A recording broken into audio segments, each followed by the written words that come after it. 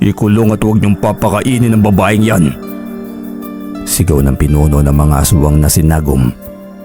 Galit na galit ito dahil sa tahasang pagtanggi sa inaalok niyang kasal sa napakagandang si Bitas. Ilang buwan nang nililigawan ni Nagum si Bitas. Mag-isa itong naninirahan sa isang burol malayo sa bundok ng Tala, kung saan naman naninirahan ang angkan ni Nagum. Nakilala ni Nagum si Bitas na minsang dumayo ang angkan niya sa baryo ng Santo Domingo. Ang bundok na kung tawagin ay Tala at ang burol na tinitirahan ni Bitas ay nasasakupan ng baryo Santo Domingo. Isang gabing-gabilugan ng buwan nang dumayo at naglibot sa baryo ng Santo Domingo ang may 20 miyembro ng angkan ng asubang na si Nagum. Nagkatawang tao sila at nagpanggap na naghahanap ng lupang mabibili. Takot na takot ang mga taga-baryo sa biglaan nilang pagsulpot. Inakala ng mga ito na sila'y mga bandido na napapabalita na mahilig magnakaw ng mga ari-arian ng mga kawawang mahihirap sa ibang baryo. Dahil sa kanilang galing manalita at magpanggap na mabubuting tao, ay napaniwala nila ang mga taga-baryo ng Santo Domingo sa paghahanap nila ng lupang mabibili lamang ang kanilang pakay. Ngunit lingid sa kaalaman ng lahat ay isang malaking panlilin lang lamang ang lahat ng iyon, dahil ang totoo nun ay kinikilatis ng grupo ni Nagum kung kani-kaninong pamilya ang susunod nilang bibiktimahin. Dahil wala naman lupa na ibinebenta ang mga taga-baryo, ay maayos na nagpaalam sina Nagum sa mga taga-baryo. Sabay-sabay silang naglakad pabalik ng kanilang kuta, ngunit habang nasa daan sila'y napahinto sila sa kanilang mga pagsasalita. "Pinuno, sandali po. Pagmasdan nyo. Parang may bahay na nakatayo sa burol na yon." Huminto sa paglalakad si Nagum at ang iba pa. Tinitigan mabuti ang burol sa hindi kalayuan. May nakikita silang aandap-andap na liwanag na nagmumula sa labas ng bahay ng burol. Mabilis silang kumilos at pinuntahan ang nasabing bahay. Samantala, ang nasabing bahay sa burol ay pag-aari ng napakagandang dalaga na si Bitas. Mag-isang naninirahan si Bitas sa lugar na yon at alam ng mga taga-baryo Santo Domingo ang tungkol sa kanya. Marami na daw ang nakakakita sa magandang dalaga at ang iba pa nga sa kanila ay nabigyan pa ng mga prutas at gulay. Matagal pinag-usapan ng mga tao sa baryo ang tungkol sa biglaang pagsulpot ng dalaga. Abot na mula sa baryo ang burol, kaya naman nakikita nila ang napakagandang paligid ng bahay. Napapaligiran ng mga nagagandahang halamang namumulaklak ang bahay. Mayroon ding mga gumagapang na mga baging at iba't ibang uri ng gulay sa bubong at bakod na kawayan. Kinatok nila ang pintuan at pagalipas ng ilang sandali ay bumukas ito. Lumabas ang isang napakagandang babae na halos nagpamangha sa kanilang lahat. Lumakas ang kabog sa dibdib ni Nagum na masilayan ang karikitan ni Bitas. Ang pagiging mabangis na aura ay dagli ang nawala. Napalitan ng mapagbalat kayong amo ng muka. Makuha lamang ang pansin ng napakagandang babae na nasa kanyang harapan. Nagulat naman si Bitas nang makita ang hindi mabilang na tao sa labas ng kanyang bahay. Bumati ang dalaga sa lahat at tinanong kung ano ang kailangan ng mga ito, dahil 10 oras na ng gabi ang pagdating ng mga grupo. Sa hindi malamang dahilan, hindi man marinig ni Bitas sa mga tugon ng grupo, ay naalala niyang narinig niyang usap-usapan sa kanilang bayan. May gumagala daw na isang grupo sa kanilang bayan at ang nasabing grupo ay pinaghihinala ang mga aswang. Ang nasabing mga aswang ay sapilitang nanghihingi ng mga alagang manok, kambing at baboy ng mga taga-kabilang bayan. Walang nagagawa ang mga residente dahil takot sila sa maaaring gawin sa pamilya nila kapag hindi nila binigay ang hinihingi ng grupo. Naalala pa ni Bitas na ayon sa mga balita, maraming kapulisan ang nag-iimbestiga sa iba't ibang baryo na naging biktima ng grupo. Subalit wala ni isa man ang nahuli sa nasabing yon. Dagdag pa ng kanyang nakalap na balita, wala din naman naipakitang mga ebidensya mga residente hinggil sa pagkakakilanlan ng grupo. At nang mabalitaan ng mga salarin ng ginawang pagbisita ng mga otoridad sa mga baryo, bumalik sila at pinagbantaan nila ang mga tao na papaslangin ang sinumang magsusumbong tungkol sa kanila. Napakislot sa kinatatayuan si Bitas nang marinig ang may kalakasang pagbigkas ng salita ng isa sa mga taong nasa labas ng kanyang bahay. Naku, pasensya na kayo ha. Wala akong binibentang lupa. Dahil ang lupang kinatitirikan ng bahay kong ito ay nabili ko lamang din. Hindi nakaligtas sa matalas na paningin at pakiramdam ng dalaga ang mapagnasang tingin ni Nagum.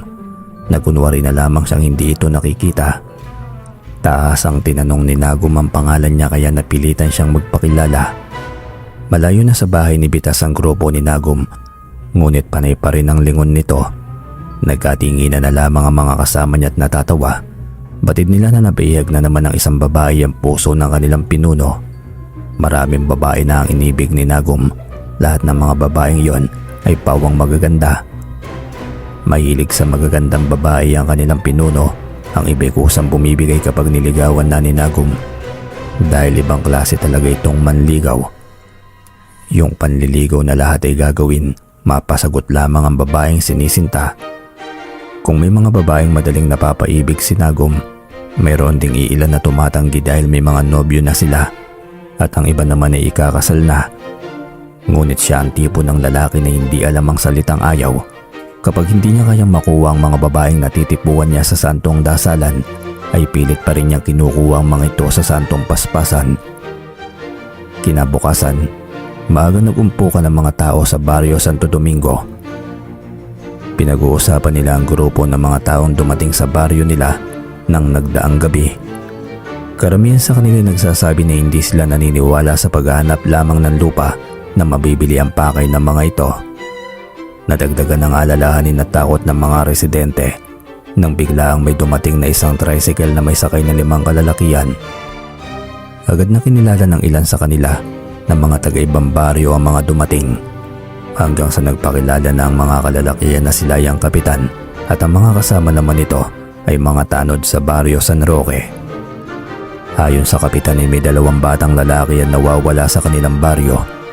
Inutusan lamang umano ang mga ito ng mga magulang na bumili ng bigas at sardinas sa baryo, ngunit hindi na nakabalik ang magkapatid sa kabilang ilog kung saan naninirahan ng pamilya. Nabalot na takot ang mga mamamayan sa buong baryo ng Santo Domingo. Naglakas loob silang ikuwentuhan tungkol sa pagdating ng grupo ng kalalakihan nang nagdaang gabi sa kanilang baryo. Naalarma ang kapitan at mga tanod sa kanilang nalaman. Mabilis na inutusan ng kapitan ang kanyang mga tanod para ipaalam sa kapulisan ng nangyari. Nag-uusap ang mga kapitan upang mapaghanda ang mga residente sa posibleng pagbabalik ng grupo. Samantala, sa kuta ng grupo ni Nagum ay kasalukuyan nilang pinag-uusapan at pinagpaplanuhan ang gagawing pagsalakay sa baryo ng Santo Domingo. Makinig kayong lahat. Lahat ng mga bata sa baryo Santo Domingo ay dadalhin natin. Ganon din ang mga dalagkit at binatilyo. Nakita naman ninyo siguro na marami tayo madudukot na bata sa baryo ang ating pinuntahan kagabi. Uwi ka ni Nagum. Nagsigawan ng mga tauhan nito. Siguradong magpepiesta na naman sila sa sariwang katawan ng mga batang mabibiktima nila. Samantala sa isang bahagi ng bukid kung saan isakop pa rin ng baryo ng Santo Domingo, may isang pamilya ang tahimik na naninirahan at ang kanilang ikinabubuhay sa tagong lugar na yon ay ang pagtatanim at pagbebenta ng sugbo. Ang sugbo ay ginagawang walis tambo na kanilang namang binebenta sa bayan. Dahil lumaki na sa bukid ang pamilya ni Edwin, 13 taong gulang pa lamang ang panganay na anak ni Namang Cesar at ni Aling Agnes. 4 ang naging supling na mag-asawa kaya naman todo kayod sila para matustusan ang pangangailangan nilang lahat. Dahil sanay na nga manirahan sa bukid ang pamilya ni Edwin, kaya naman normal na sa kanilang makakita ng mga kakatuwang bagay. Maging ang hindi mabilang na napapadaang mga armadong tulisan at kapulisan sa kanilang bahay ay pangkaraniwan na lamang sa pamilya ni Edwin. Iba-iba rin ang naging karanasan ng pamilya ni Edwin. Sa mga nagagawing tulisan sa kanilang bahay, may mga tulisan na abusado, yung tipong pinapakain na nila ay inihingan pa sila ng kung ano-ano mang makikita na kapakipakinabang. Mayroon ding mga tulisan na sila pang binibigyan ng pagkain at pera. Ayaw tanggapin ni Namang Cesar at Aling Agnes ang perang ibinibigay ng iba. Ayaw kasi nila na magkaroon ng utang na loob sa mga ito. Ngunit pilit na ibinibigay ang pera sa kanila dahil ayon sa ibang tulisan Ang ibang perang nakukolekta nila ay galing sa mga kurakot na opisyal ng pamahalaan at ang mga salaping yon ay nagmula sa perang ibinubuwis ng taong bayan. Hanggang isang araw, umaga pa lamang ay inilabas na ng mag-asawang sina Mang Cesar at Aling Agnes ang mga ibinilad nilang sugbo. Tinawag nila ang panganay na anak nilang si Edwin para ihabilin na bantayan ng sugbo at bawal itong mabasa sa ulan. Kaya naman bukod sa pagbabantay sa mga nakakabatang kapatid, ay tagabantay rin si Edwin ng sugbo. Sinamantala ni Edwin na tulog pa ang lahat ng kanyang kapatid. Naglinis siya sa buong bahay at bakuran nila. Pagkatapos ay nilaban na rin niya ang ilang pirasong labahin. Kaya naman bago sumapit ang pananghalian ay natapos na si Edwin. Mula sa paglalaro sa bakuran ay nagtatakbo ang papasok ng bahay nila ang mga kapatid nito. Ayon sa mga bati, may matandang babae sa labas ng kanilang bakuran. Nagmamadali naman itong tinignan ni Edwin. Isang matandang babae na may daladalang bayong ang nakita ni Edwin. Pawisan ng matanda at mukhang pagod na rin. Umiti ang matanda at bumati sa kanya. Nakamasid lamang sa likuran ni Edwin ang iba niyang kapatid. Nakikiinom ang matanda. Siya umano'y galing pa sa malayong bundok.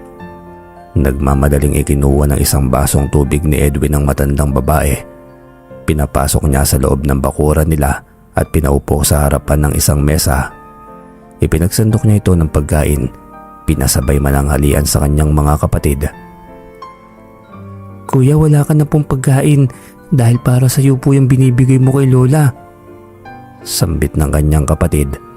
Pinagalitan ni Edwin ang kapatid niya dahil tila nahihiya tuloy ang matanda sa narinig.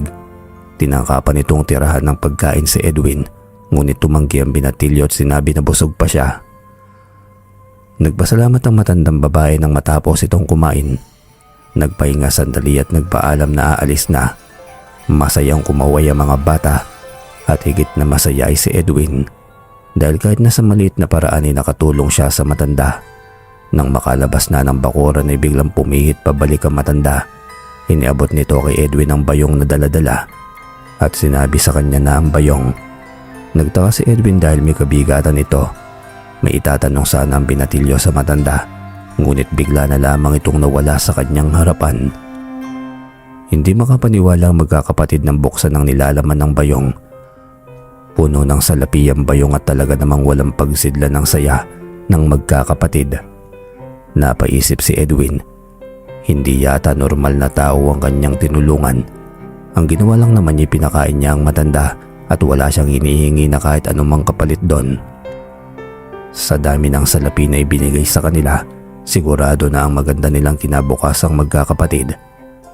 Wala silang kaalam-alam na mula sa hindi kalayuan sa puno ng saging ay nakatayo at nakangiti ang isang napakagandang babae. At ang babae na yun ay walang iba kundi si Bitas. Napangiti si Bitas nang sumagi sa alaala niyang mag-anak. Bukod pa doon ay marami na siyang matutulungan ng mga taong karapat dapat tulungan. Sila yung mga taong kahit mahirap din, ngunit palagi pa rin nakahandang tumulong sa mga nangangailangan. Mula sa hindi kalayuan, kahit malayo ang kanyang kinatatayuan, dinig ni Bitas ang usapan ng mga taga-baryo Santo Domingo. Sunod-sunod na pala ang mga dinudukot na kabataan sa iba't ibang lugar. Napabuntong hininga si Bitas. Hanggat maaari ay ayaw sana niyang madamay sa mga bagay o problema ng iba, lalo na pag mortal o tao. Sapagkat ang tanging misyon niya lamang sa lupa ay bunuin ang 1,000 taon na parusa sa kasalanang nagawa niya sa kanilang mundo. Naisip ng magandang dalaga na sa mundo siya ng mga tao naninirahan, kaya dapat lamang na kumilos siya bilang tao rin. Isa sa mga ugali ng mga tao ang nagustuhan niya, at ito ay ang pagtutulungan sa oras ng kagipitan.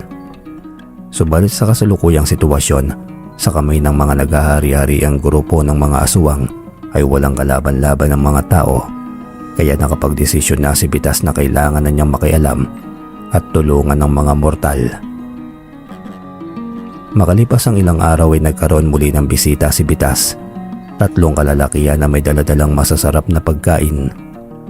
Ayon sa kanila ay pinadala ang pagkain ng kanilang pinuno na si Nagum. Ayaw sanang tanggapin ni Bitas sa mga yon Dahil sa totoo lamang ay hindi naman siya kumakain ng mga pagkain ng mga tao. Mahilig lamang magtanim si Bitas. Yun lamang kasi ang naisip niyang libangan para wag mainip sa mundo ng mga tao. Ngunit ang mga bunga at naaanin niyang mga prutas at gulay ay pinamimigay din niya sa mga tao. Totoo bang sinasabi niyo? Talaga bang tinanggap ng magandang babae na yun ang mga pinadala kong pagkain? Opo, totoo pinuno. Sa katunayan ay nakangiti pa nga magandang babaeng yun. Sumeryoso bigla ang mukha ni Nagum.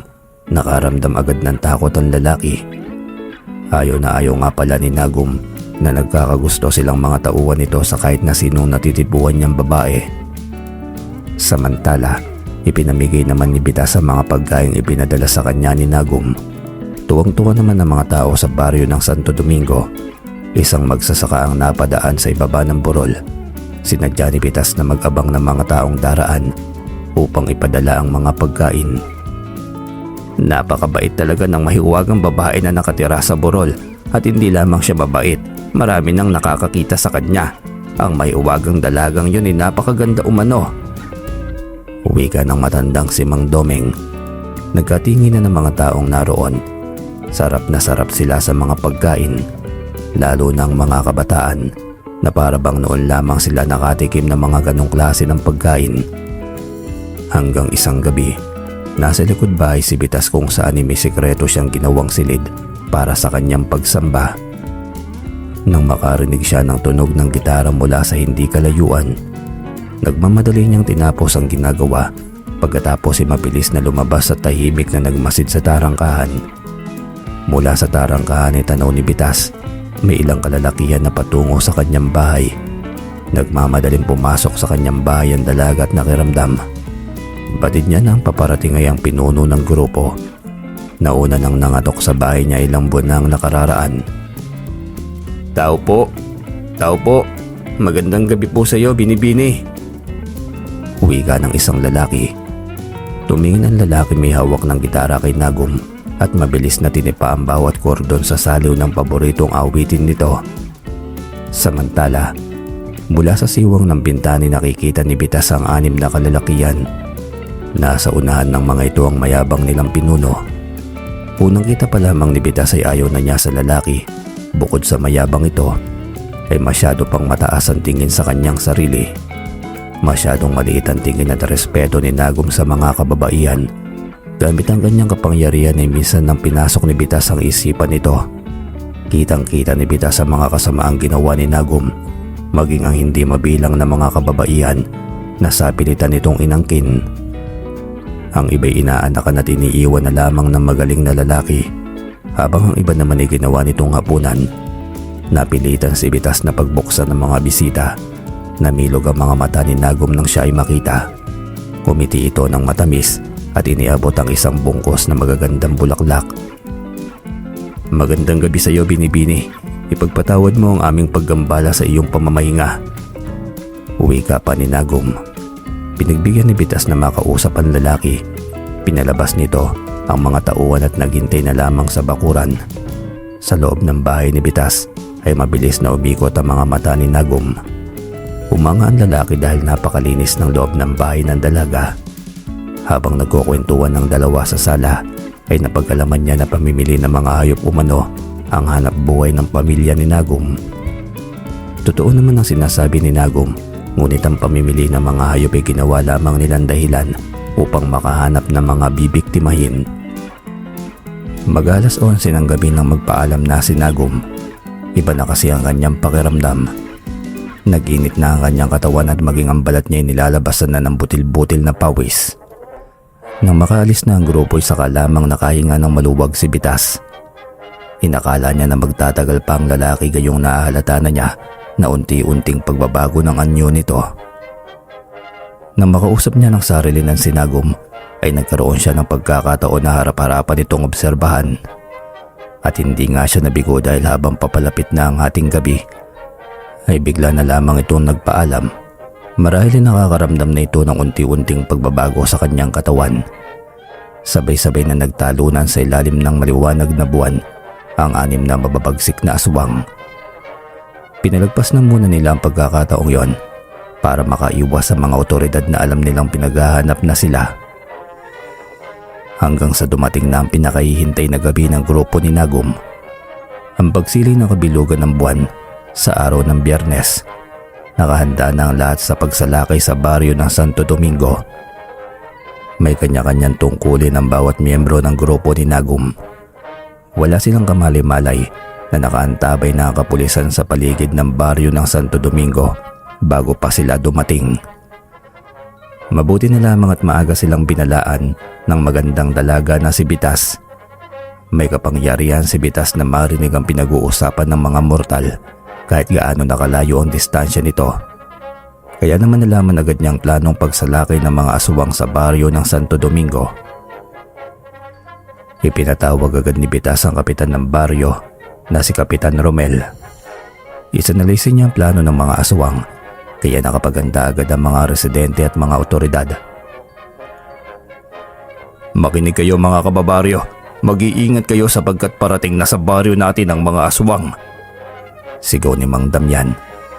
Sa tulong ng liwanag ng buwan ay kitang-kita ng bawat isa sa kanila. Puno naman ng takot at pangamba ang mga mata nila. Mas nananaig pa rin ang tapang na harapin ang mababangis na mga aswang alang-alang sa kanilang mga mahal sa buhay. Nagkanya-kanya ng pasok sa mga bahay-bahay nila ang mga tao. Bawat bahay ay may inilagay na kandado sa kanilang mga pintuan upang hindi agad sila mapasok ng mga nilalang. Ang ibang kalalakihan naman ay nagsama-sama upang magbantay sa bukana ng baryo papunta sa ilog. Batid kasi nila na wala ng ibang daan papasok ng kanilang baryo. May kanya-kanyang hawak na mga itak at kawayan na may mga tulis sa dulo ang mga taga-baryo. Samantala sa gitna ng gubat ay magkakasamang nag-alay ng panalangin ng mga aswang. Nasa harapan sila ng malaking ganito na kung tawagin ni dakilang katunghal. Humingi sila ng gabay na maging matagumpay ang kanilang gagawing pagsalakay upang maalayan nila ng sariwang dugo ang katawan ng anito. Sa isang hudyat ni Nagum ay magkakasabay na tumingala ang mga aswang. Nanlilisik ang naglalakihan nilang mga mata. Sandaling tinitigan ng bilog na buwan. Nakakabingi ang sumunod na senaryo sapagkat sabay-sabay din silang umangil habang inilalabas ang kanilang mga pangil. Inilabas din nila ang mahahaba nilang dila at nagkiskisan sa isa't isa. Tanda ng pagkakapatiran hanggang sa huli. Kasunod ang pagtubo ng makapal na balahibo sa kanilang mga katawan at ang nakakapangilabot na paghaba ng kanilang matutulis na mga kuko. Isang hudyat ni Nagum ay sabay-sabay silang tumalon sa gitna ng gubat. Lahat ay papunta sa iisang direksyon. Ang malaking grupo ni Nagum ay patungo sa baryo ng Santo Domingo. Makalipas ang isang oras ay narating na ng grupo ang tabing ilog, subalit biglang umangil ng malakas si Nagum na ikinabahala ng kanyang mga kasama. May naaamoy akong hindi maganda. Maging matalas ang inyong pakiramdam. Mukhang alam nila na darating tayo. Uwi ka ni Nagum. Nag-angilan na rin ang mga miyembro na puno ng puot ang mga mukha ng mga aswang. Animoy mga leyo na gustong sunggapan agad ang sino mang makikita nilang kalaban. Hanggang sa sabay-sabay na silang tumalon sa ilog. Hudyat naman para salubungin sila ng mga bala ng mga nakaambang mga kapulisan. Nakakabinging putukan ang narinig sa buong baryo ng Santo Domingo. Alam nila na dumating na ang mga aswang. Maging ang mga kalalakihan na taga-baryo ay nagsipaglabasan na rin sa kani-kanilang pinagkukublian. Bitbit ang kanilang mga sandata. Nakipagtagisan sila ng lakas sa mga aswang. Dinig na dinig nila ang malalakas na paghangil ng mga yon na tinatamaan ng mga kawayan na may patulis sa dulo. Galit na galit si Nagum nang makita na marami na sa mga kasama niya ang nalagas. Tama nga ang kutob niya na pinaghahandaan sila. Dahil sa patuloy na pakikipaglaban ng mga pulis at taong baryo ay nahihirapan sila na pasukin ang loob ng baryo. Masakit man sa kalooban ni Nagum na nagbuwis lamang ng buhay ang kanyang mga kasama. Nagpasya siyang umurong na lamang kaysa lalo pang madagdagan ng mga mamatay sa kanilang mga kasamaan. Mga mahal kong kasama, umurong na tayo. Marami nang nalaga sa ating mga kasama. Babalik na lang tayo para maningil sa mga buhay na inutang nila. Galit na wika ni Nagum. May mga kasamahan niya na sumunod agad sa utos niya, ngunit may mangilan-ngilan ng pilit pa ring lumalaban makapasok lamang sa baryo. Sila yung mga aswang na nalagasan ng kapamilya. Ang nais nila may paghiganti kaagad ang pagkamatay ng kanilang mga mahal sa buhay. Mula naman sa burol, kung saan naroon si Bitas, ay malaya niyang nakikita ang mga pangyayari. Masaya siya na nagtagumpay ang mga pulis at taong baryo laban sa grupo ni Nagum. Ngunit ang nakakalungkot lamang na 3 sa mga kalalakihang taga-baryo ay mga sugatan. Malalalim ang mga sugat dulot ng mga kalmot na matutulis na kuko ng mga nilalang. Sa tulong ng liwanag ng buwan ay madaling napagtulungan buhatin ng mga taga-baryo Santo Domingo ang mga sugatan nilang kababaryo. Batid nila na malubhaan lagay ng 3, kaya nagpasya sila na idiretso na lamang sa ospital ng kabilang bayan ng 3. Nagiyakan naman ng mga pamilya nila. Kitang-kita nila ang paghihirap ng kanilang mga mahal sa buhay.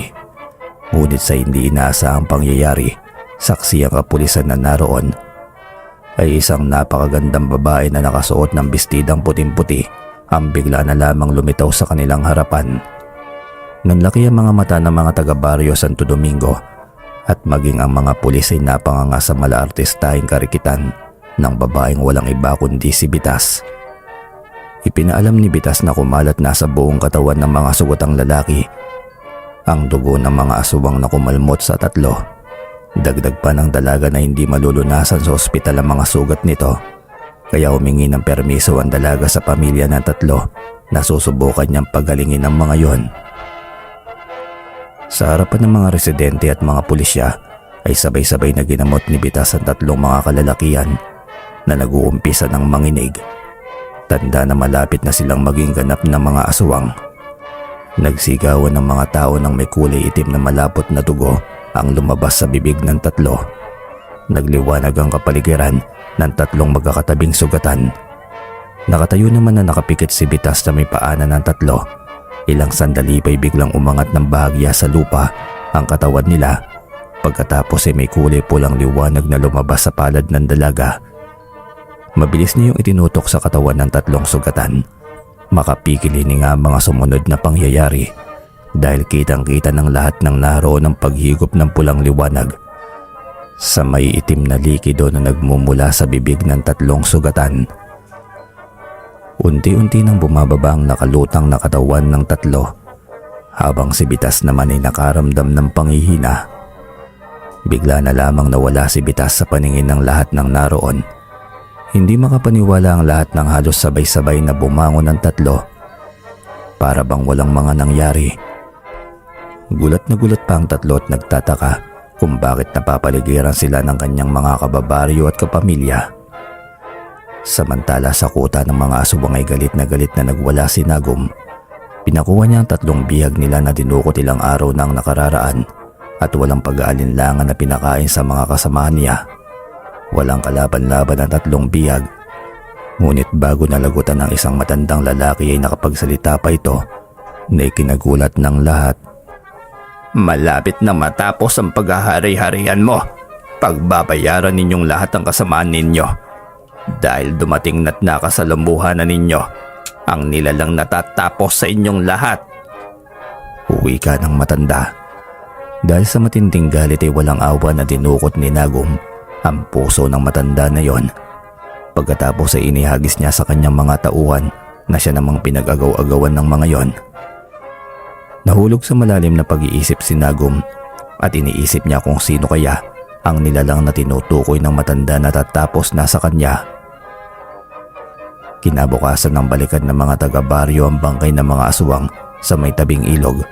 Naabutan nila ang mga nag-iimbestigang pulis. Nagulat sila dahil mga anyong tao na ang mga bangkay. Maraming tao ang dumating at taga iba't ibang lugar upang kilalanin ang mga yon. Ngunit ni isa sa mga bangkay ay walang nakakakilala, kaya naisip nila na mga dayuhan ng mga aswang sa kanilang lugar. Dahil sa ginawang tulong ni Bitas sa mga taga-baryo ay inalayan siya ng mga tao ng pagkain at simpleng mga regalo. Tuwang-tuwa ang engkantada dahil marunong makaalala ang mga tao kahit maliit lang naman ang kanyang nagawa. Ipinakain din niya sa mga tao ang mga pagkain Masaya na siyang makitang magkakasundo at sama-samang kumakain ng mga ito sa kanyang bakuran. Ang mga simpleng regalo naman na ibinigay sa kanya ay kanyang kinuha at binuksan bawat isa nang makaalis na ang mga tao. Masayang masaya si Bitas dahil kahit simple lamang ang mga bagay na ibinigay sa kanya ng mga taga-baryo, para sa kanya'y mahalaga na ang mga ito. Sapagkat noon lamang siya nakakita ng mga kakaibang bagay na iniregalo sa kanya ng mga mortal. Itinago niya ang mga regalo bilang alaala na minsan sa naging buhay niya sa mundo ng mga mortal ay may ginawa siyang kabutihan. Makalipas ang 2 buwan, magmula nang maganap ang madugong labanan ng mga aswang at mga tao, nakailang balik na rin si Nagum sa bahay ni Bitas upang umakyat ng ligaw.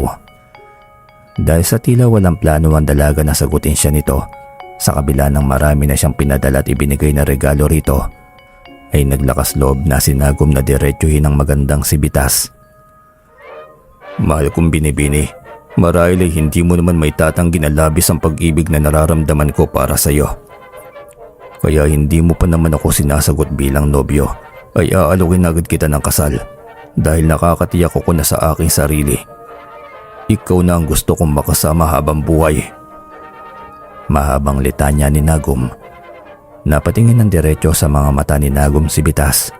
Nauunawaan na niya ang ibig nitong sabihin, ngunit wala siyang nararamdaman para dito maliban sa galit dahil sa patuloy na pambibiktima nito sa mga inosenteng mamamayan. Sinadya talaga ni Bitas na hayaan lamang itong magpabalik-balik sa kanyang bahay dahil ang nais ng dalagay malaman ang mga susunod na hakbang nitong gagawin. Kitang-kita niya sa mukha ni Nagum ang buong pag-asa na papayag siya sa inaalok nitong kasal. Umugot ng malalim na buntong hininga si Bitas at diretsahang tinanggihan ang inaalok na kasal ni Nagum. Hindi agad nakakibuo ang lalaki. Hiniling pa nito sa dalaga na ulitin ang sinabi na siya namang ginawa ni Bitas. Sa harapan ni Bitas ay nanlisik bigla ang mga mata ni Nagum. Kung ordinaryong tao lamang ang kanyang kaharap, siguradong magsisisigaw na ito sa takot. Ngunit hindi si Bitas. Dahil para sa kanya isang normal na nilalang lamang si Nagum. Sa mundo nila halos lahat ng engkanto ay may taglay na kapangyarihan. Pagsisisihan mo ng malaki ang ginawa mo ito sa akin, Bitas. Wika ni Nagum. Nagmamadali na itong lumabas ng bahay. Narinig na lamang ni Bitas ang pagbabagsakan ng mga bakod sa harapan ng kanyang bahay. Napailing na lamang siya at lumabas. Sa isang kumpas lamang ng kanyang kamay ay muling bumalik sa dati ang ayos na mga yon. Galit naman na nagwawala sa gitna ng gubat ang aswang na si Nagum. Takot na takot ang kanyang mga tauhan at hindi alam kung saan sila magtatago. Ugali na kasi ni Nagum ang maging mabangis. Kahit nasa sariling mga kasama, nananak ito pumapas lang mailabas lamang ang galit. Nang matapos ang pagwawala ng pinuno nila ay saka lamang lumabas ang kanyang mga tauhan. Mabilis silang nakarating sa kanilang kuta. Nagpatawag na naman ng pagpupulong si Nagum at ilang sandali lamang ay nasa harapan na niya ang lahat ng kauri. Makinig kayong lahat. Bukas ng gabi, gawin niyo ang lahat madala lamang dito sa ating kuta ang mayabang na babaeng si Bitas. Dahil sa oras na mabigo kayo, buhay ninyo ang magiging kapalit. Wika pa nito. Mula sa sekretong silid sa likod ng bahay ni Bitas ay dinig na dinig niya ang mga sinabi ni Nagum. Alam na alam niya na hindi basta-basta papayag ang lalaki sa ginawa niyang pagtanggi dahil ito yung uri ng nilalang na hindi marunong tumanggap ng pagkatalo. Inakala ni Bitas na tapos na ang pagpaplano ni Nagum kaya natulog na si Bitas. Subalit yun ang hindi niya inaakala na gagawin ni Nagum dahil muli nitong pinatawag ang mga tauhan. Pagkatapos ay inutusan na sa lakay ng baryo Santo Domingo.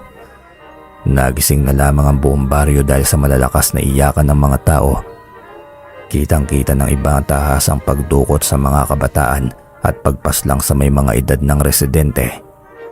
Isang nakakapangilabot na pangyayari na hindi inaakala ng mga tao na mangyayari sa kanilang baryo. Mistulang dinaanan ng dilubyo ang buong baryo ng Santo Domingo nang lisanin ng grupo ng mga aswang. Nag-iiyakan ng bawat pamilya lalo na ang mga namatayan. at ang mga nadukutan ng mga mahal sa buhay. Napabalikwas naman ng bangon si Bitas nang managinip siya ng masama, hanggang sa narinig niyang nakakadurog ng puso na hinagpis at pagtangis ng mga tao sa baryo. Nagmamadali siyang lumabas ng bahay at tinungo ang baryo. Nanlambot ang mga tuhod ni Bitas nang makita ang hindi mabilang na patay na tao sa mga kalsada at sa labas ng mga bahay. Namalaya na lamang niya na maging siya'y umiiyak na rin. Bababait ang mga taga-baryo sa kanya, ni minsan ni walang nagtangka na gawan siya ng masama kahit alam ng lahat na mag-isa lamang siya sa kanyang bahay. Halos madurog ang puso ni Bitas na mapagmasdan ng lumbay sa mga mata ng tao. Ang panagoy ng mga ito'y tila lagim sa kanyang pandinig. Hindi marok ng sino man ang kalungkutang nadarama ng mga pamilyang namatayan at nadukutan ng mahal sa buhay. Iba yung puot at galit ang nararamdaman niya ng mga sandaling yon. Hindi niya mapapatawad ang mga aswang na halangang kaluluwa at walang mga puso. Tahimik na tumalikod at naglakad palayo si Bitas. Batid niya na kahit ano pa ang gawin niya ay hindi maiibsan ang lungkot ng mga tao. Isang plano ang nabuo sa isipan ni Bitas, bagamat labag sa kanilang batas ang kanyang gagawin. At alam niyang maaaring madagdagan ang ilalagay niyang mga taon sa mundo ng mga tao, ay mas pinili pa rin ang dalaga na harapin ang grupo ni Nagum. Samantala sa kuta ng mga aswang ay maririnig ang malalakas na iyakan ng mga bata at ang mga taong biktima ng pagdukot ng grupo ni Nagum. Makinig kayong mabuti sa mga sasabihin ko. Wala kayong gagalawin kahit na isa man sa mga bihag natin na nagmula sa Baryo Santo Domingo, sapagkat sila ay gagawin nating bihag laban kay Bitas. Uwi ka ni Nagum. Nagkatinginan ang lahat ng miyembro dahil sa inaakala nilang pagpipiestahan nila ang mga bihag na nakuha nila. Tahimik silang nakikinig kay Nagum, subalit ang iba sa kanila ay nakakaramdam ng pagkalam ng kanilang mga sikmura. Naaawa rin sila sa kanilang mga anak na aswang na gutom na rin. Ipagpatawad mo, mahal naming pinuno, subalit halos lahat kami ay gutom na at higit sa lahat ang mga batang aswang ay nag-iiyakan na rin sa labis na pagkagutom. Uwi ka ng isang lalaking aswang. Kinabahan ng lahat ng biglaang manlisik ang mga mata ni Nagum. Dahan-dahan itong hinimas-himas ang ulo ng kanyang tauhan at nagsalita. Mula sa harapan ay naglakad si Nagum papuntang likuran. Kilala siya ng lahat sa pagiging mabagsik na pinuno. Nauunawaan ko naman ang hinaing mo, Carlos. May anak kang inaalala at asawa. Ngunit hindi lang naman ikaw ang mayroon nun, hindi ba? Kaya dahil sa pagrereklamo mo, ay tutulungan kitang maresolba ang problema mo. Nagkatinginan ang lahat ng marinig ang sinabi ni Nagum. Nagbulungan ang mga tauhan at napalitan ng matinding pag-aalala ang mga isipan nila, sapagkat alam nila na may ibang pinaplano ang kanilang pinuno na si Nagum. Dalhin niyo rito sa harapan ko ang anak ni Carlos. Uwi ka pa nito. Takot na nagmamakaawa si Carlos sa kanilang pinuno. Hindi niya kakayanin kapag may nangyari kahit isa man sa apat niyang anak. Lumuhod na si Carlos at halos sa likod na ang paa ni Nagum, hanggang sa namalaya na lamang niya na nasa harapan na ang apat niyang anak.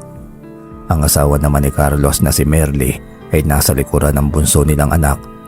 2 taong gulang pa lamang kasi ito nang bigla na namang umiyak ang dalawa sa mga bata. Panay ang sigaw ng mga ito na nagugutom sila. Walang kamali-mali ang mga bata na nasa peligro ang mga buhay nila. Inisa-isang tingnan ni Nagum ang mga bata sabay baling kay Carlos. Carlos, nakasalalay sa iyo ang buhay ng mga anak mo. Ngayon sagutin mo ang itatanong ko sa iyo. Sino sa kanila ang pinakapaborito mo? Tanong ni Nagum. Parang awa mo ng pinuno. Patawarin mo na ako sa aking nasabi. Huwag mo po sanang idamay ang mga anak ko. Ako na lang ang parusahan mo. Pagmamakaawa pa ni Carlos. Dahil ayaw pumili ni Carlos kung sino sa anak niya ang paborito niya, si Nagum na lamang ang namili sa 4 nitong anak. Lumakas ang bulungan ng mga aswang. Lahat ay kabadot na aawa sa mga batang aswang. Bakas ang pagkadisgusto ng mga aswang sa napipintong pagtitil sa buhay ng mga anak ni Carlos. Binuhat ni Nagum ang 2 taong gulang na anak ni Carlos. Umiyak na malakas ang ina nito na si Aling Merly. Gayon din si Carlos na para bang nawawala na sa kanyang sarili. Pagkatapos ay mabilis nitong inihagis sa ere ang bata dahilan para mapatalon ng mabilis si Carlos para saluhin ang kanyang bunsong anak bago pa lumagapak sa lupa. Nakahinga ng maluwag si Carlos nang masalo ito, ngunit dagli ding kinabahan ng marinig ang sigaw ni Aling Mercy at malakas na sigawan ng iba pa nilang kauri. Nanlaki ang mga mata ni Carlos nang makita ang kanyang panganay na anak at nakabulagta ito sa lupa, tuwakwak ang dibdib at ang mas nakakawindang pa, sarap na kinakain ng 2 pa niyang anak ang puso ng kapatid nila. Nagiyakan ng mga aswang sa kanilang nasaksiyan. Awang-awa sila sa panganay na anak ni Carlos. Samantalang galit na sinugod ni Carlos si Nagum. "Wala kang kasing sama. Baka sarili ka masyado. Palaging sarili mo lamang ang iniisip mo. Pagbabayaran mo ng mahal ang ginawa mong pagpaslang sa aking anak." Pagmasdan niyo ang lalaking ito. Kapag ginaya ninyo ang kapangahasan nito, ay sisiguraduhin ko na gagawin ko muli ang ginawa ko sa anak niya. Hulihin at ikulong niyo ang buong pamilya ni Carlos. Utos ng kanilang pinuno. Magkahalong awa at galit ang nararamdaman ng mga asubang na mga sandaling yon. Takot lamang silang madamay ang pamilya. Nagsawalang kibo na lamang ang lahat ng tahasang ipadakip ang buong pamilya ni Carlos. Nang makalis na't makapagpahinga si Nagum, ay iba't ibang mga naging reaksyon ng mga kauri niya. Karamihan ay nagalit sa pagiging malupit nito. Palihim nilang sinilip sa kulungan ng mga nakatulala pa ring mag-asawa na sina Carlos at Aling Merly. "Hintayin mo ang ganti ko sa iyo at sa angkan mo, Nagum. Wala akong masamang ginawa sa iyo. Ang sinabi ko lang naman ay gutom na ang mga anak ko." Bulong pa ni Carlos. Awang-awang ibang asawang sa pamilya nito. Gusto nilang makapaghiganti ito dahil sa ginawang pagpaslang sa kanyang anak. Nagkaisang ibang mga aswang upang makapagplano laban sa kanya.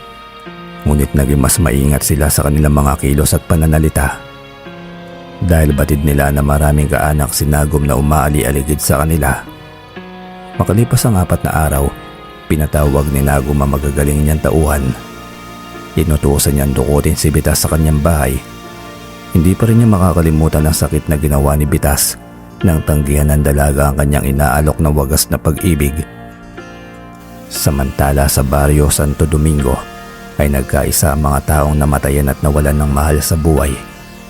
Hahanapin nila ang kuta ng mga aswang dahil dinukot ng grupo ni Nagum ang mga anak nila at mga kamag-anak. Pinilihim nila sa mga otoridad ang kanilang mga plano. Batid nila na pipigilan sila ng mga pulis dahil masyadong mapanganib ang kanilang magiging hakbang. Wala ring alam ang mga otoridad na may nag-iisang aswang na nabuhay noong unang sumalakay ang grupo sa may ilog. Isang taga-baryo na kilala sa pangalang Conrado ang naninirahan sa kabilang ilog ng Santo Domingo. Ang nag-uwi ng sugatang asubang ng gabi na yon. Pagkatapos ay ikinulong niya ito para sa kanyang kaligtasan. Nagmamakaawa ang asubang napakawalan siya nito. Pumayag naman ang taga-baryo sa isang kondisyon at yun ang pagturo sa kanya kung nasaan ang kuta ng mga kauri nila. Nang maganap ang pagsalakay sa kanilang baryo at maraming mga nangamatay at nadukot, ay saka lamang nakipag-ugnayan si Mang Conrado kina Kapitan. Isinuko niya na huli niyang aswang sa kapitan upang gawing gabi nila sa gagawing pagsalakay sa gubat kung saan naroon ang lahat ng kauri nito. Nang sumunod na gabi ay nakaramdam ng pag-aalinsangan si Bitas. Naisipan niyang maligo sa ibaba ng borol kung saan may sapa. Sa katunayan ay bawal na bawal sa katulad niyang engkantada ang maligo sa tubig tabang. Nakakaramdam sila ng labis na antok kapag nakapaligo sila sa ganong paliguan. Panatag ang loob ng dalaga na walang ibang tao sa paligid, kaya nagmadali siyang magubad ng kanyang damit at lumusong na sa tubig. Malamig ang tubig kaya napawi agad ang alinsangan na nararamdaman. Namalaya na lamang ni Bitas na habang nagtatampisaw siya sa sapa ay unti-unti nang namimigat ang mga mata niya. Sinikap niyang makatayo at makapagbihis pagkatapos ay nagmadali siyang umuwi sa kanyang bahay. Ngunit nang nasa tarangkahan na siya ng bahay niya ay biglang may mga aswang na humarang sa kanya. Sinubukan niyang gamitin ang kanyang kapangyarihan ngunit tuluyan na siyang nilamon ng karimlan. Pinangko siya ng isang aswang at patalon-talon na tinangay. Kinabukasan ay madaling araw nang magising si Bitas. Gulat na gulat siya nang makita ang ibang kapaligiran. May nakita siyang maliliit na kulungan na yari sa malalaking gawayan. Tinanong niya ang isa sa bantay kung nasa ang lugar siya dahil iba ang kapaligiran na kanya nakikita. Nagulat na lamang si Bitas nang biglang may tumugon na lalaki sa bandang tagiliran niya. "Narito ka lang naman magandang binibini sa akin teritoryo. Sigurado naman na alam mo na ang ibig kong sabihin. Baka sakali na nagbago na ang isip mo at pumayag ka ng magpakasal sa akin." Uwi ka ni Nagum. Nagulat ang lahat ng nakakulong at nagising nang umalakhak ng malakas si Bitas. Ininsulto nito si Nagum na ito ay nakakaawang nilalang sapagkat nakukuha nito ang mga babae sa sapilitang pamamaraan. Taasan ding sinabi ni Bitas na hindi siya magpapakasal sa katulad ni Nagum na bukod sa aswang na iubod pa ng samaang budhi. Namula ang mukha ni Nagum sa sobrang galit. Nag-angilan naman ang iba pang mga aswang na naroon. Tinawag ni Nagum ang mga bantay at binilinan. "Bantayan niyo ang babaeng yan at huwag na huwag ninyong pakakainin hanggat hindi ko sinasabi." Uwi ka ni Nagum. Dinig na dinig ng iba pang mga nakakulong ang palitan ng salita ni Nagum at Bitas. Isa si Mang Carlos sa mga tahimik na nakarinig. Napaisip siyang bigla kung sino kaya ang babae na matapang na kumakalaban kay Nagum.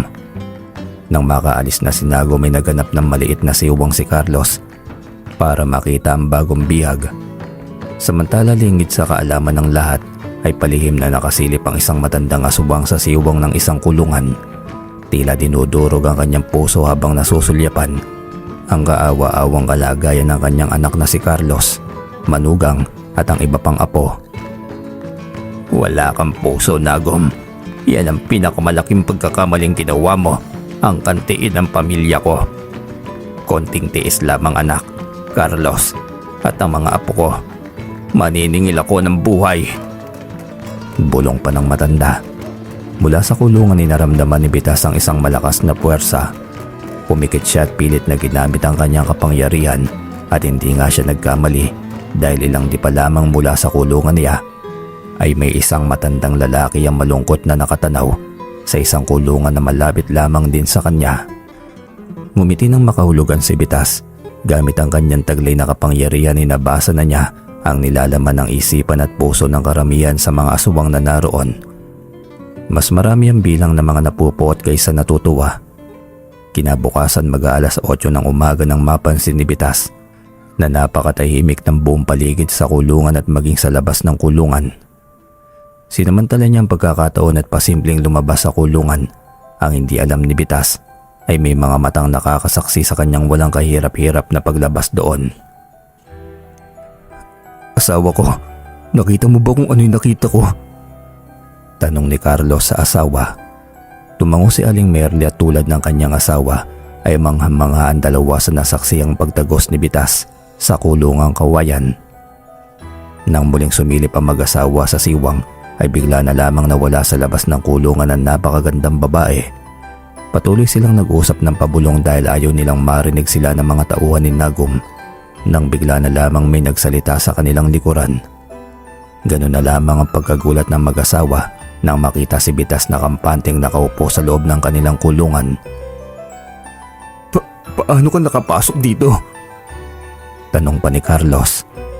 Pinutol na ni Bitas ang iba pang mga sasabihin ni Carlos at binanggit ang pangalan ni Nagum. Natigilan bigla ang mag-asawa nang banggitin ng dalaga ang pangalan nilang anak na pinaslang ni Nagum. Tama nga ang hinala ni Bitas na marami sa mga kasamahan ni Nagum ang may galit na sa kanya. Sa mabilisan nilang pag-uusap ay napag-alaman ng dalaga na kapag araw pala ay tulog, halos lahat ng mga nilalang na yon. Sa gabi lamang sila buhay na buhay dahil may mga aswang natakot sa sinag ng araw at mga tao. Tahimik na nakaupo sa kanyang kulungan si Bitas. Pag-aaralan niya ang mga bantay na itinalaga ni Nagum sa buong bakuran ng pinagkukutaan nila. Ayon sa obserbasyon ni Bitas ay mangilan-ngilan lamang ang bantay sa buong paligid kapag araw dahil karamihan sa mga aswang ay tulog. Nalibot na rin ng dalaga ang mga kulungan ng mga taga-baryo. Bata, binatilyo at dalagita ang halos lahat ng naroon. Sa taglay niyang kapangyarihan ay kayang-kaya naman sana ni Bitas na gapiin ang grupo. Ang inaalala lamang niya ay baka may magbuwis na naman ng buhay sa mga bihag na naroon kapag nagkaroon ng labanan. Nang makausap ni Bitas ang mag-asawang aswang ay nabasa niya sa mga mata at kilos ng mga ito ang pag-asam ng katarungan sa nangyayaring pagkitil sa buhay ng anak nilang si Nagum. Makakatulong sa kanya ang mag-asawa at nakakatiyak si Bitas nakakampihan siya ng mga ito dahil bibigyan niya ng hustisya ang pagkamatay ng anak nito. Ilang araw pang lumipas, sa baryo ng Santo Domingo ay handang-handa ng mga kalalakihan na hanapin ang pinagtataguan ng grupo ng mga aswang. May mga panat matatalas na itak silang hinasa. Naganda rin sila ng mga buho na may patulis sa dulo. Samantala sa kuta ng mga aswang sa gitna ng gubat ay pinulong ni Nagum ang kanyang mga kamag-anak. Nagdudang iba pang mga aswang kung ano ang pinaplano ng angkan ni Nagum. Magmula ng paslangin ni Nagum ang anak ni Carlos at Mercy ay nakita ni Nagum na marami na ang nawala ng tiwala sa kanya bilang pinuno. Hanggang sa matapos ang pagpupulong ay walang ideyang ibang aswang. Lalo pat tahimik ang mga ito nang lumabas ang mga kamag-anak ni Nagum sa lugar kung saan nagpulong. Kinagabihan, mula sa labas ng kanyang silid ay nakatingin sa kalangitan si Nagum. Hindi niya maunawaan ngunit para bang may kakaiba. Nang gabi na yun at masyadong tahimik, biglang nakaramdam ng kaba si Nagum. Sinilip niya ang kanyang mga kauri na tahimik na naghahapunan sa malawak na bakuran.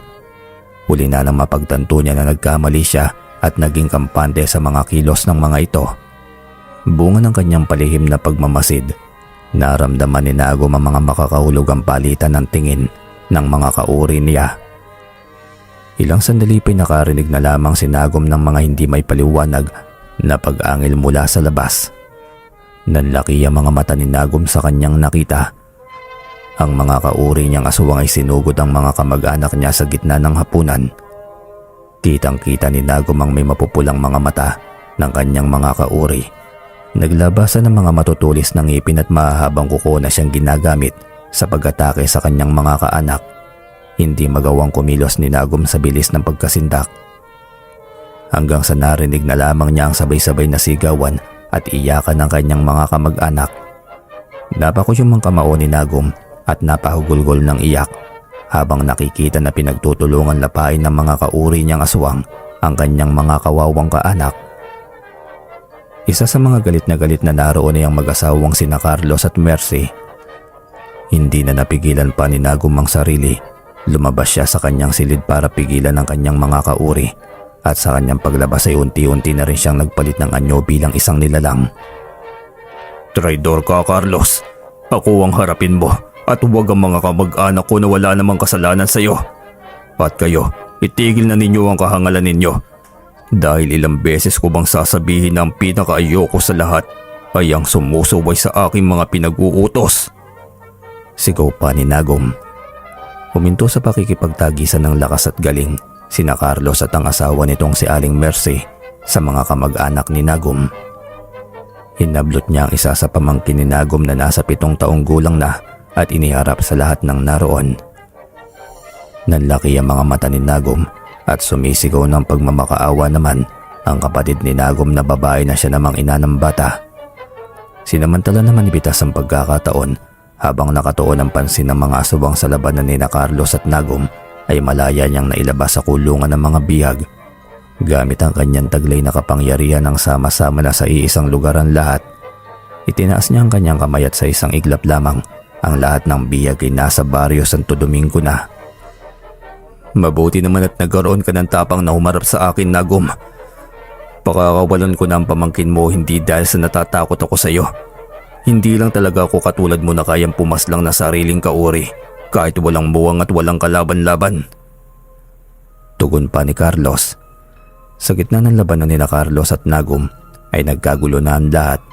Ang mga kamag-anak na natitirang buhay ni Nagum at ang iba pang tauhan na kumakampi sa kanya laban sa mga nagrebelde niyang mga kauri. nang bigla silang may narinig na sumigaw at nagpahinto sa kanilang lahat. Magsipaganda kayo, parating ng mga tao. Marami sila at armado ng mga sandata. Sigaw ng isang aswang. Nagkagulo ang natitira pang mga aswang. Karamihan sa kanila may mga sugatan at naghihingalo. Napatingin sa paligid si Nagum at nagulat siya at parang naimasmasan dahil sa nagkalat na bangkay ng kanyang mga kauri at mga kamag-anak. Hindi totoo to. Sigaw pa niya. Tumakbo palayo sa kuta nila si Nagum para tumakas. Hindi makakaya ng konsensya niya ang kanyang mga nakikita. Nang dahil sa kasakiman niya at pagiging makasarili, ay nagkawatak-watak ang dating buo niyang grupo. At ang mas masakit pa ay halos malipo lahat ng kanyang mga kaanak. Subalit sinundan siya ni Carlos sa gitna ng kakahuyan at nagpang-abot sila doon. Saan ka pupunta, Nagum? Tatakas ka na naman ba katulad ng ginawa mo nun? Tatalikuran mo na naman ba ang mga ginawa mong kasalanan? Sigaw pa ni Carlos. Patawarin mo ko, Carlos. Alam ko na walang kapatawaran ang ginawa ko sa anak mo. Ngunit humihingi ako ng pagkakataon na makapagbagong buhay. Uwi ka pa ni Nagum. Napangiti ng mapait si Carlos at tumingin ng diretso sa mga mata ni Nagum. Magagawa kitang hayaan na makatakas dahil kahit anong mangyari, kapatid pa rin kita. Inapi mo man ako nang malaman mong anak ako sa labas ng ama mo, ay pinalagpas ko ang lahat ng yon. Dahil magkadugo tayo, sige tumakas ka. Ngunit ang kapatawaran ko'y hindi mo makukuha kahit kailan. Tugon ni Carlos. Nanigas sa kanyang kinatatayuan si Nagum. Tumutulo ang kanyang mga luha habang papalayo ang kanyang kapatid. Napakawalang puso talaga niya, pati sariling pamangkin ay pinaslang niya. At aminado naman siya na galit siya kay Carlos dahil ito ang paborito ng kanilang ama. Subalit ang paslangin niya ang anak nito'y walang kapatawaran. Paulit-ulit na humingi ng tawad si Nagum. Kahit na hindi na siya naririnig pa ni Carlos. Napangiti siya ng mapait nang makita ang matalas na kutsilyo na iniwan ni Carlos sa kanyang harapan bago ito lumisan. Alam na niyang ibig nitong mangyari ang siya mismo ang tumapos sa kanyang sariling buhay. Samantala, hindi makapaniwala ang mga taga-baryo nang bigla na lamang lumitaw sa kanilang plaza ang mga dinukot nilang mga mahal sa buhay ng mga nilalang na yon. Nagkagulo ang lahat sa labis na tuwa. Tinanong ang mga bata kung paano silang nakabalik sa kanilang baryo. Sabay-sabay na lumingon ang mga ito sa kanina lang na kinatatayuan ni Bitas, ngunit wala na ang dalaga ron. Masayang nakapagpahinga sa sarili niyang bahay si Bitas. Alam niya na sa mga oras na yun ay patay na ang pinuno ng aswang na si Nagum. Nakita niya sa kanyang pangitain na tinapos nito ang sariling buhay. Sa kuta naman ng mga aswang ay nalipol na lahat ng mga tao ang kamag-anak ni Nagum. Ang natitira na lamang ay ang pamilya ni Carlos at ibang mababait na aswang. Nakatayo silang magkakasama sa isang sulok at nagmamakaawa sa tao na huwag silang papaslangin dahil kusa silang lalayo sa lugar. Magkahalong saya at lungkot naman ang nadama ni Carlos nang makita ang wala ng buhay na si Nagum. Umiyak siya at saka ibinigay ang kapatawaran sa kanyang kapatid. Tumayo siya tinarap ang mga tao tulad ng ibang natitirang aswang ay lumuhod pa si Carlos para sa kanilang kaligtasan. Sa tulong ng engkantadang si Bitas ay biglang lumitaw ang aparisyon nito sa gitna ng kadiliman ng gabi sa gitna ng bakuran. Gulat na gulat ang mga tao nang makita siya. Malaki ang respeto ng mga taga-baryo Santo Domingo sa dalaga. Ayon kay Bitas, na ang kanilang mga mahal sa buhay ay nakatakas umano ito sa tulong ni na Carlos at ng iba pang mabubuting mga aswang.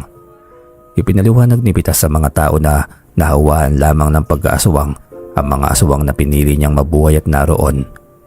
Dagdag pa ng magandang dalaga na ang iba sa kanila ay mga tao talaga. Sila yung mga taong ipinadukot ni Nagum sa iba't ibang lugar at ginawa ng ritual upang ganap na maging aswang at lumaki ang kanyang grupo. Bagamat iisa ang ama ni Nagum at Carlos, ay nanaig pa rin ang pagiging pusong makatao ni Carlos dahil tao talaga ang kanyang ina na siyang inanakan naman ng kanyang aswang na ama. Kaya napasama sa grupo ni Nagum si Carlos dahil ginamit ni Nagum ang mga anak ni Carlos na panakot na kapag hindi sila sumama sa grupo ay papaslangin ng buong pamilya ni Carlos. Hindi makapaniwala ang mga tao sa kanilang nalaman Kaya sa utos ni Bitas ay pinabayaan na nilang mabuhay ang grupo ni Carlos. Nang makaalis na ang mga tao ay nagpasalamat si Bitas kina Carlos. Pagkatapos ay ginamitan niya ito ng kapangyarihan upang makalayo sa lugar na yon. Nagulat na lamang ang grupo ni Carlos nang biglang nagiba ang kanilang paligid. Mga kasama, sa palagay ko'y nasa malayong isla tayo at mukhang tayo lamang ang mga narito maliban sa mga mababangis na hayop. Magtulungan tayong lahat upang magsimula muli ng panibagong buhay. Uwi ka ni Carlos sa kanyang mga kasama. Sabay-sabay naman na tumango ang mga ito. Napangiti ng matamis si Carlos. Naisip niya na habang may buhay ay may pag-asa ang sinuman na mabago ang buhay at kinabukasan. Magmula noon ay naging tahimik na ang buong baryo ng Santo Domingo. Mas marami nang dumadalaw sa bahay ng dalagang si Bitas. Halos araw-araw ay dinadalhan siya ng mga bata ng iba't ibang bulaklak. Hanggang isang araw sa isla kung saan naroon sina Carlos ay nagkaroon ng kakatuwang bisita ang grupo nila sa isla. Isang matandang babae na may daladalang bayong. Nakikiusap ang matanda. Makikinom siya ng tubig at manghihingi na rin ng kaunting pagkain. Nagkatinginan ng may 20 aswang. Iisa ang nasa isipan nila, ang gawing pagkain ng matandang babae. Matagal na panahon na nang huli silang nakatikim ng karne ng tao at isa pa'y paubos na rin ang mga hayop sa isla na dahil kinakatay nila at kinakain ang hilaw na karne ng iba't ibang hayop sa isla. Ngunit biglang nagsalita ang noon ay kinikilala nilang pinuno na si Carlos. Itigil niyo kung ano man ang nasa isip niyo. Nakalimutan ba ninyo na pangalawang buhay na natin lahat ito? Kaya hindi na tayo nananakit ng kahit na sino man tao. Uwi ka ni Carlos. Napayuko tila napahiya naman ng mga kasama niya. Binigyan ni Carlos ng pagkain at tubig ang matandang babae. Hinainan niya ng kamote, mais at inihaw na isda ang matanda. Pasensya na kayo Lola, pero yan lang po ang amin nakayanan. Uwi ka ni Carlos. Tuloy-tuloy lamang sa pagsubo ng mais ang matanda. Animoy gutom na gutom ito at hindi nakakain ng ilang araw. Pagkatapos kumain ay tinanong ng ibang naroon kung paanong nakarating sa isla ang matandang babae. Hindi tumugon ang matanda sa tanong na yon. Nagpaalam na itong aalis na ngunit bago ito umalis ay lumapit ito kay Carlos at bumulong. Nang makalayo na ang matandang babae ay saka lamang nagsalita si Carlos. Tara, samahan niyo ako. Sama-sama natin tignan ang sinasabi ni Lola na regalo sa atin. Nagtataka ang lahat ng kasama ni Carlos. Tinanong din siya ng asawa niyang si Merling ngunit nanatiling tikom ang bibig nito.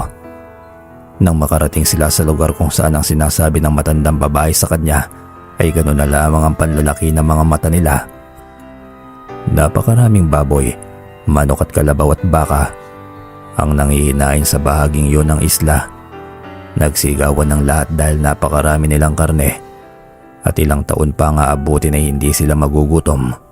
Nagpasalamat si Carlos sa matandang babae habang sumisigaw. Mula naman sa hindi kalayuan ay nakangiting nagmamasid sa grupo ni Carlos ang matandang babae na biglang nagpalit ng tunay na anyo. Si Bitas ang nagbigay ng maraming hayop na makakatay kina Carlos. Masayang engkantada sa tuluyang pagbabago ng mga aswang. Tumupad si Carlos sa sinumpaan sa harapan niya na kapag binigyan siya ng pagkakataong mabuhay ay pamumunuan niya ang mga natitira nilang kauri para makapamuhay ng normal at hindi na mananakit pa o papas lang ng mga tao. Buong maghapon ay nilinis ng grupo ni Carlos ang lugar. Ikinulong nila ang mga hayop na magkakahiwalay ayon sa uri. Ang plano niya ay paanakin ng mga hayop para hindi na sila nagugutuman ng mga kasamahan niya. Samantala sa baryo ng Santo Domingo at sa mga karatig baryo na naapektuhan ng gusto sa mga krimeng ginawa ni Nagum ay bumalik na sa normal ang lahat. Binigyan ni Bitas ng mga alagang hayop ang mga tao, maging ang mga pananim na mga prutas ay namumunga ng marami. Ang mga palayan ay naging maganda ang ani. Ang karagatan ay pinagpunlaan niya ng iba't ibang uri ng isda. At ang kabundukan at kagubatan sa mga bayan-bayan na nasasakupan ng buong probinsya na puno ng mga puno na itik sa mga bunga. Ibinigay ni Bitas ang lahat ng pangangailangan ng mga tao, subalit kinakailangan pa rin magtrabaho ng mga yon at pagyamanin ng mga biyayan na pinagkaloob ng dakilang engkantada. Isang umagay kakagising pa lamang ni Bitas nang makarinig siya ng katok mula sa pintuan. Nagmamadali siyang bumangon at nabangiti. Naisip niya na siguradong mga bata na naman na taga-baryo ang naguunahan para bigyan siya ng mga bulaklak. Subalit gano'n na lamang ang panlalaki ng mga mata niya nang makilala kung sino ang nasa kanyang harapan. Yumukod si Bitas at tumalik sa talampakan ng isang matandang lalaki na nakasuot ng puting-puti. Nakita ko ang lahat ng kabutihan at sakripisyong ginawa mo para sa kapakanan ng mga mortal. Lahat ng yun ay nakatala at kinararangal ka ng ating mga kalahi. Kaya naman pinapatawad na kita sa nagawa mong kasalanan, Prinsesa Hamana, at maaari ka nang bumalik sa ating mundo. Uwi ka ng matandang lalaki. Tumulo ang masaganang luwa sa mga magagandang mata ng dalaga nang muli siyang tumingalay na wala na sa kanyang harapan ang Diyos ng kanilang kaharian. Sinamantala ni Bitas sa mga natitirang araw niya sa mundo ng mga tao. Muli niyang binisita ang grupo ni Carlos sa isla. Tuwang-tuwa ang grupo nang makita siya at walang katapusan ng pagpapasalamat ng mga ito sa pagkakataon na pinagkaloob sa kanila ni Bitas at ang napakalaking tulong sa kanila. Nilibot niya ang buong probinsya at mga bayan, baryo upang masilayan sa huling pagkakataon ng mga tao. At ang pinakahuli ay may kurot sa kanyang puso ay ang pamamaalam ni Bitas sa mga taga-baryo Santo Domingo. Nagiyakan ng mga tao nang malaman na yun na ang huli nilang pagkikita. Inalayan si Bitas ng mga bata ng mga bulaklak at sa kauna-una ang pagkakataon at huli na rin ay niyakap niya ng maigpit ang mga bata. Matatamis ng ngiti ng mga tao ang ipinabaon kay Bitas habang unti-unti itong naglalaho sa harapan nilang lahat. Hanggang dito na lamang po ang kwento. Sana po yung mag-like at mag-comment po kayo. Pasubscribe na rin po sa mga bago lamang sa ating channel